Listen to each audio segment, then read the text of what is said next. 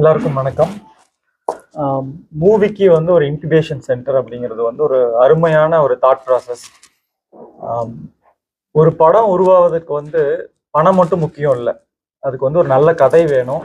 அதுக்கப்புறம் அந்த அந்த கதையை கரெக்டான பட்ஜெட்ல எடுக்கிறதுக்கு உண்டான பணம், அந்த போட்ட பணத்தை எப்படி பிஸ்னஸா திருப்பி எடுக்கிறது.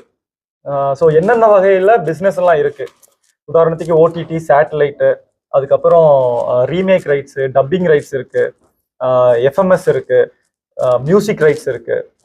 இதுல இப்போ வந்து சைனீஸோட ரீமேக் வரைக்கும் இருக்கு. ஸோ அது மாதிரி பெரிய ஒரு பிஸ்னஸ் இருக்கு. அதுக்கப்புறம் அது எப்படி வந்து கரெக்டான பட்ஜெட்ல எடுக்கணும், எப்படி வந்து எந்த டேட்ல ரிலீஸ் பண்ணணும், ஓடிடி பண்ணலாமா, தியேட்டருக்கு பண்ணலாமா.